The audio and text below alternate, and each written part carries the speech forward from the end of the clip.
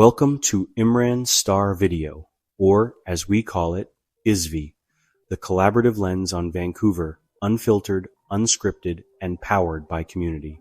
We're not just a voice behind the mic, we're a collective of creators, thinkers, storytellers, and city lovers coming together to spotlight the people, places, and energy that make Vancouver what it is. From coast mountain skylines to neon-lit backstreets, we're covering everything from downtown buzz to the untold stories shaping our scene. You'll find us exclusively on YouTube. No algorithms, no filters, just real talk. For behind the scenes, updates, and chaotic brilliance in real time, follow us on TikTok and Instagram. So hit subscribe, drop a comment, and help us grow from 100 to 10, 0, and beyond. Because this isn't just our platform, it's yours too. Turn it up, get into it. Let's talk Vancouver. This is ISVi. Let's be real.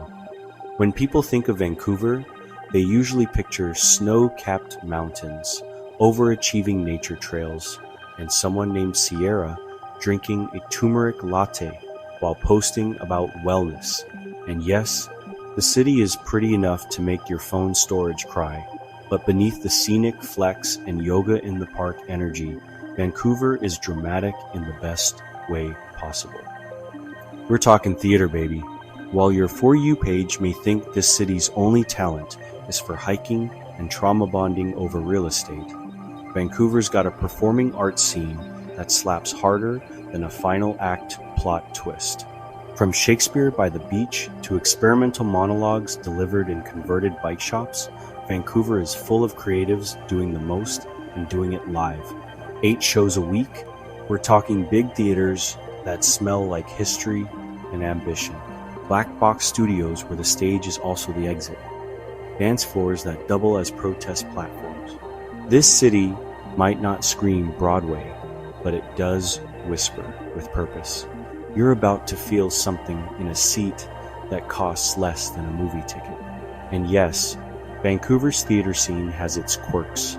The budget's tight, the props are sometimes held together with gaffer tape and hope, and at least one person in every cast also works at a nearby cafe. But the talent? Undeniable. The energy? Unhinged in the best way. The drama? As local and organic as the kale at your overpriced farmer's market. In this exploration, we'll pull back the curtain on Vancouver's theater and performing arts world, from the iconic institutions to the fringe weirdos, the ballet shoes to the drag heels, and everything in between. So whether you're a full-on theater kid or just someone who claps politely when the lights go up, buckle in. Because Vancouver stages are small, but the drama is absolutely huge. Before Vancouver had contemporary dance showcases, immersive drag cabarets, or indie plays with titles like My Feelings Have Feelings, it had, well, settlers in starched collars doing Shakespeare in makeshift tents. Yes, the origins of Vancouver's performing arts scene were basically colonial cosplay meets British theater dreams, and they started with more drama off stage than on. In the late 1800s and early 1900s, as the city was being developed, read, indigenous land being violently taken and repurposed. Theater was largely imported, aka white dudes doing Hamlet, while the city was still being paved. Performance spaces were limited, and cultural diversity in programming, not even a concept. If you weren't into Shakespeare, Victorian morality plays, or awkward musical comedy, you were out of luck. Things picked up by the mid-20th century, with more structured institutions forming cue the Vancouver Playhouse, founded in 1962, which quickly became the city's bougie theater nucleus. It was known for serious plays and being the go-to space if you owned a cashmere turtleneck and wanted to be seen nodding thoughtfully at Chekhov. Meanwhile, the Arts Club Theater, launched in 1958, was cooking up a different flavor, bolder, more contemporary, and eventually a powerhouse for new Canadian works. It was less, let's perform the canon, and more, what if the canon had a sense of humor and wore skinny jeans? And then came the glorious gritty curveball, the Vancouver Fringe Festival, established in 1985. It was like someone handed the keys to theater over to the weird kids, the broke kids, the queer kids, and the artists who thought proscenium arches were a prison. Suddenly, you had plays in alleyways, musicals in cafes, and one-person shows in bathrooms, and we were all better for it. At the same time, the scene began to shift finally. Indigenous, immigrant, and marginalized voices started carving space into the narrative, no longer satisfied with being included in someone else's version of Vancouver. Groups like Full Circle, First Nations Performance, and festivals like Talking Stick emerged, reclaiming theater as a space for ancestral storytelling, language, and resistance. Because believe it or not, theater isn't just for old white men monologuing about war guilt, it can also be about land, ceremony, and identity, performed with depth, rage, and joy.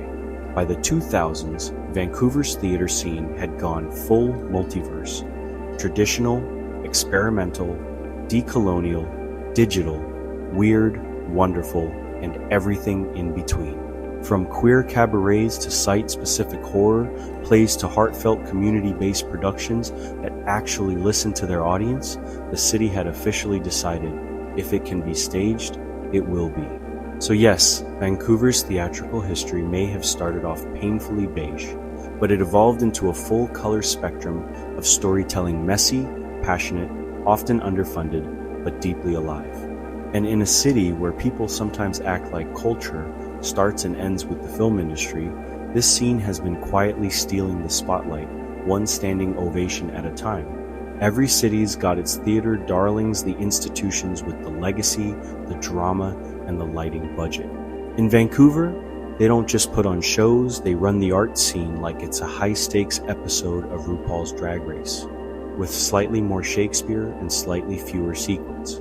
These are the venues where actors cry on cue, audiences clap like their rent depends on it, and ghosts allegedly haunt the wings, because of course they do, it's theater. Let's start with the Arts Club Theater Company, aka Vancouver's Theatrical Beyoncé. Founded in 1958 and based primarily on Granville Island with satellite venues elsewhere, Arts Club is where big Canadian plays go to feel important. Their productions range from classic bangers, Les Mis, The Sound of Music, to fresh Canadian debuts that make you feel culturally superior for having seen them before the Netflix adaptation. This is where your mom, your boss, and that guy who always quotes Oscar Wilde go to feel classy. Then there's Bard on the Beach, Vancouver's answer to the question, what if Shakespeare, but hot, outdoors, and sometimes attacked by seagulls? Founded in 1990 and staged under giant tents in Vanier Park, Bard is what happens when Elizabethan drama meets West Coast granola energy. The actors wear corsets, but they also do yoga between matinees. Come for the soliloquies, stay for the killer sunset views and the smug thrill of watching Macbeth while surrounded by waterfront condos.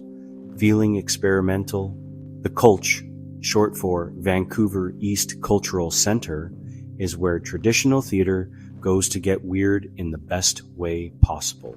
Located in East Van and housed in a converted church, because, of course, the Culch is the home of avant-garde, queer, BIPOC, neurodivergent, and genre-defying storytelling.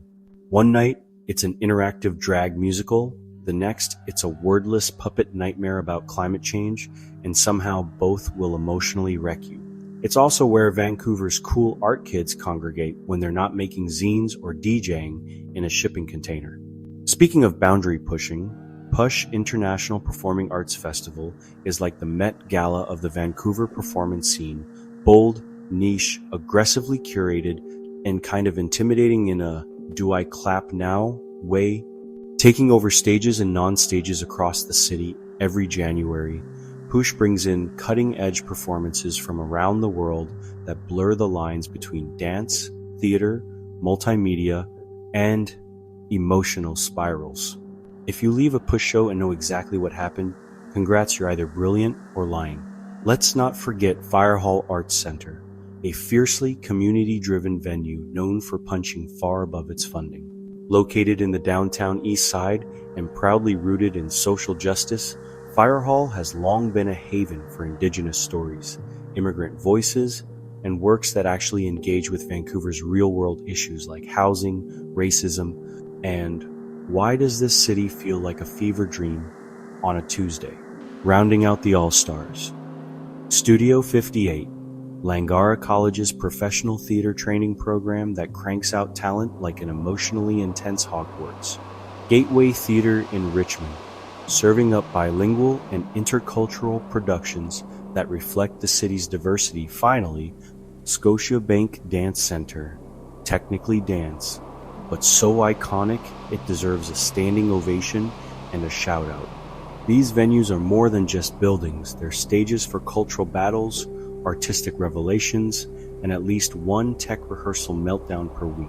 They're where Vancouver's artists dare to take risks and where audiences go to feel things they can't put into words or, occasionally, to nap politely during Act 2. So the next time someone tells you Vancouver has no real culture, kindly escort them to any of these spots, hand them a program, and let the standing ovations speak for themselves.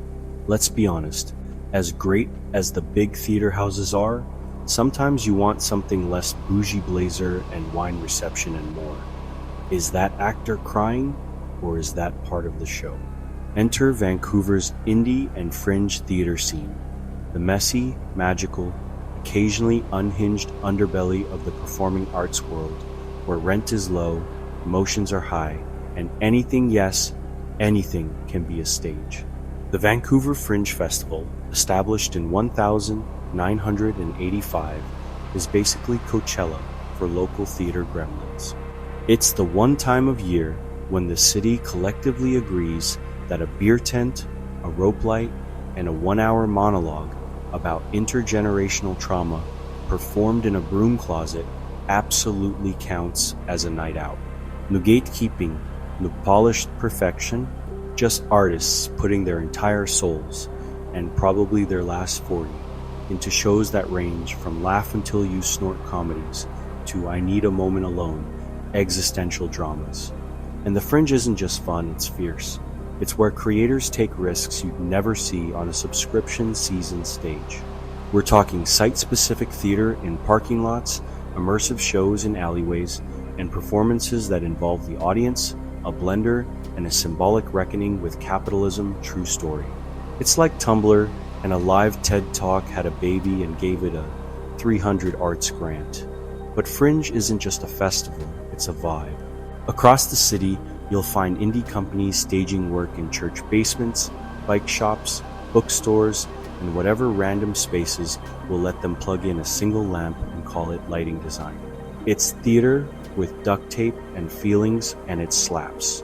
Whether it's a two-hander about queer identity performed in a stairwell or a silent dance piece scored by live accordion in a laneway, this is the kind of art that reminds you why live performance still matters. A huge part of the indie explosion has come from queer, BIPOC, and disabled artists kicking the theatrical door down and saying, actually, this is our stage now. And rightly so. These artists aren't waiting for permission from the institutions, they're building new spaces altogether. New collectives, new narratives, new aesthetics. Vancouver's indie scene is where you'll see stories about trans joy, settler colonialism, chronic illness, and neurodivergence told not as afterthoughts, but as the main event. And sure, indie shows don't always have money for elaborate sets or Broadway-style belting. But what they do have is heart, and rage, and tenacity, and actors who will absolutely give you a full-body performance while their mic cuts out and the audience sits on folding chairs from Craigslist. Because it's not about the polish, it's about the punch. Vancouver's indie and fringe theater isn't afraid to get weird, get political, or get deeply personal. It's theater for the chronically online, the culturally starved, and the emotionally overcaffeinated. And in a city where art often has to fight just to survive, this scene is the fight glitter-stained, underfunded, and unshakably brilliant. Let's pivot literally. Because while theater folks are monologuing their feelings in alleyways, Vancouver's dance and performance artists are out here expressing entire dissertations with just a pointed toe, a shoulder roll, and 30 seconds of deeply symbolic floor contact. In a city where words can get lost in noise, movement has become a language of resistance, identity, and beautifully controlled chaos. At the center of this physical storytelling universe sits the Dance Center and its shiny sibling, the Scotiabank Dance Center, which sounds like a bank, but is actually where artists throw their bodies around in extremely artistic and underfunded ways. These venues host everything from contemporary masterpieces and indigenous choreography to site-specific performances where someone dances while clinging to a stair railing like it owes them rent. And honestly, it does. Let's give a bow to Ballet BC, Vancouver's resident ballet company, sleek, powerful, and modern enough to make your high school nutcracker flashbacks feel wildly outdated. They're not just doing twirls and tiaras, they're out here exploring grief, identity, gender, and climate anxiety in point. It's ballet with emotional damage and killer core strength, and we are here for it. But beyond the traditional stage, Vancouver's dance scene is vibing in all directions. From krump battles and community centers, to contemporary fusion rooted in South Asian classical movement, this city's dancers are remixing the form with no respect for boundaries, and that's the point. You'll find indigenous performers incorporating land-based movement, drag artists blurring the line between lip sync and full-on choreography, and experimental movers creating pieces that involve rope, projection mapping, and the occasional spontaneous scream. And let's talk about performance art, the chaotic cousin of dance and theater, where rules are more of a suggestion. This is the space where bodies become paintbrushes, stages become protests, and someone inevitably eats a flower while making you question the meaning of capitalism. Performance art in Vancouver thrives at intersections of identity, of history, of activism. It's not always fun, but it will absolutely leave you spiraling in a good way. This is also where drag enters the group chat. Vancouver's drag scene isn't just RuPaul cosplay. It's performance, satire, political commentary, and a full-body theater production crammed into a 7-minute lip sync. From East Van drag collectives to Two-Spirit and BIPOC-led cabarets, this city's queens, kings, and in-betweens are using the stage to do what institutions rarely do. Make space, make art, and make you question everything in heels. So yeah, Vancouver's performing arts scene isn't just about who can cry on cue, it's also about who can build an entire narrative arc out of a pirouette, a strobe light, and some industrial strength fog. It's raw, it's experimental, it's sweaty in a meaningful way. And it's reminding us all that art doesn't have to be spoken to be loud. For all its passion, innovation, and emotional stage dives, Vancouver's performing arts scene isn't exactly living its best financial life. Behind every moving monologue or powerful dance solo is an artist who's juggling 3 side hustles, writing grant applications at 2 a.m., and wondering if they can expense their therapy bill. Because, let's be real, being a working artist in Vancouver is like doing a truss fall off a stage, except no one's always there to catch you, and the floor is gentrification. Let's start with the big one, funding. The performing arts are notoriously underfunded across Canada, but Vancouver takes it to Olympic levels of figure it out. Most theater companies and indie artists rely on a combo of inconsistent government grants, crowdfunding, and the occasional rich aunt. Meanwhile, arts organizations are expected to deliver high-impact, community-driven, diverse programming on a budget that wouldn't even cover 1 month's rent in Mount Pleasant. Spoiler, vibes are not a line item on a grant form. And speaking of rent, Vancouver's affordability crisis is like a recurring villain in this drama. Studios are disappearing, venues are folding, and artists are getting pushed out of the city they helped make cool in the first place. If you've ever seen a show staged in what looks like a repurposed dentist office, that's not avant-garde, that's survival. Every month, it feels like a new rehearsal space gets replaced by a luxury dog spa or a vegan juice bar called something like Cal. Then there's the issue of audience engagement, especially in the post-COVID, wait, do I still go outside era? Theaters are open, but audiences are cautious, and if we're being honest, many are distracted by Netflix, TikTok, and the soul-sucking abyss that is real estate TikTok. Convincing people to put on pants and leave the house for live performance is a battle, even when the show includes confetti cannons, sword fights, and raw emotional breakdowns. In character, mostly. On top of all that, equity and representation remain uphill battles.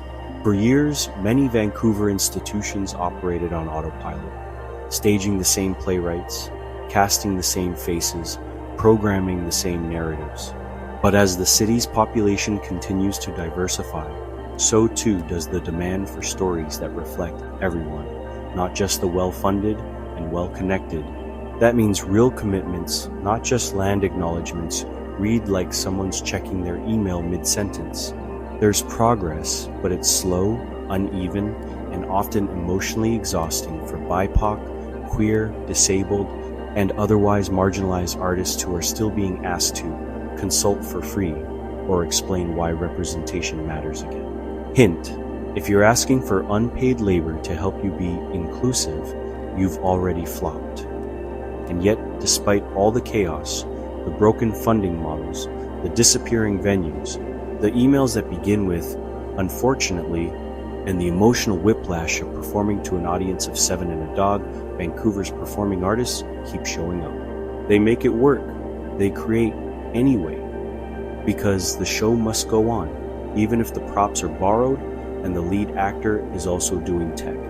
Let's be clear, if the last time you supported theater involved a couch, a Disney Plus subscription, and you singing Defying Gravity with a plastic wine glass in hand, you might be part of the problem. Look, we love Hamilton too, but if you're quoting Lin-Manuel Miranda more than you're showing up to local performances, it's time for a vibe check. Supporting Vancouver's performing arts scene doesn't require a top hat, a trust fund, or the ability to explain what Brechtian alienation means, thank God. It just means you stop treating local theater like a side quest and start acting like it's part of the main storyline. First up, buy the ticket. Go to the show. Show up physically, in person, with your face. Yes, that means leaving your apartment. Yes, even if it's raining. It is. Whether it's a polished main stage production or an indie piece called Crying in IKEA, a one-woman memoir, get in that seat. Your presence matters. Theater without an audience is just extremely expensive shadow puppetry. Next, bring a friend, or 3. Drag your roommate, your coworker, your hinge match. Local shows need butts and seats, and nothing says I'm emotionally available like supporting a struggling actor and pretending you totally understood that experimental clown piece. Now let's talk money. If you have even a little bit to spare, throw it at the arts like it's the last glitter cannon at a Fringe show. Donate, buy merch, tip the performers if it's that kind of event. Skip 1 cocktail and instead fund someone's lighting rental for their solo show about ghost trauma. Oh, and stop asking artists to comp you. If your support of theater involves texting your friend the night of the show asking for a free ticket, you are not supporting theater, you are draining theater. Pay the cover. You wouldn't ask your dentist for a guest list spot, would you? Also crucial, engage with the work outside of the venue. Follow your fave companies and artists on social media, share their upcoming shows, hype them in the comments like you're their stage mom, leave reviews that are more than "it was good." Seriously, give us adjectives captivating, raw, unhinged in a brilliant way. And if you loved it, tell everyone. Word of mouth is the indie theater lifeblood, and don't sleep on the behind-the-scenes heroes. Tech crew, stage managers, costume designers, These people are the backbone of every production, and they deserve your respect and possibly snacks. If you see someone climbing a lighting rig while wearing a headset and holding 5 cue sheets, buy them a coffee. They've seen things. Finally, advocate. Speak up when arts funding is on the chopping block. Email your city councilor. Share petitions. Make noise, because when governments try to tighten the budget, the arts are always first on the chopping block, and no one's cutting back on real estate developers, we promise. Bottom line, if you say you support the arts, prove it. With your time, your wallet, and your Instagram story. Vancouver's performing artists are doing the absolute most with the absolute least. And all they're asking is that you show up, clap like you mean it, and maybe cry in the dark with 40 strangers once in a while. That's not just support, that's community. At the end of the day, or more appropriately, the final blackout followed by a semi-awkward curtain call. Vancouver's performing arts scene is the chaotic, creative beating heart of a city that desperately needs more than brunch and real estate infographics to feel alive. Yes, this is a city of yoga studios, 7-drip coffee, and people who call their dogs fur babies, but it's also a city of drag kings, Shakespeare tents, barefoot dancers, clown poets, and indie playwrights monologuing about heartbreak, climate grief, and identity under one sad spotlight and a disco ball they found on Facebook Marketplace, and it's glorious. Vancouver's theater and performance scene isn't just alive, it's thriving in spite of everything. In spite of rent, in spite of budget cuts, in spite of city officials who think vibrant arts culture means painting a mural on a condo marketing flyer, the artists here keep showing up on stages, in parking lots, in converted laundromats, telling stories that matter, that challenge, and that sometimes leave you emotionally wrecked in the best possible way. Because here's the thing, Vancouver doesn't need to become the next Broadway or West End. It already is something special. It's weird, it's underdog, it's messy and heartfelt and deeply local. It's the theater kid who never got the lead role but kept going anyway, built their own stage out of recycled plywood, and filled every seat with people who finally saw themselves in the spotlight. So, next time you walk past a theater poster stapled to a hydro pole, or see a flyer for a one-act show that sounds both emotionally devastating and confusingly sexy, don't scroll past it. Show up. Buy the ticket. Laugh too loud. Cry in the second row. Be part of the standing ovation, even if you're not totally sure what just happened. Because all the city's a stage, and in Vancouver, that stage is on fire, queer, full of smoke machines, and absolutely worth watching. And just like that, the city's pulse slows, but the story doesn't stop. You've been watching ISVi Imran's Star video, where voices come together and the city speaks back. We're a crew, not a single face. A movement, not a moment. And every episode, that's built with you, for you, by all of us.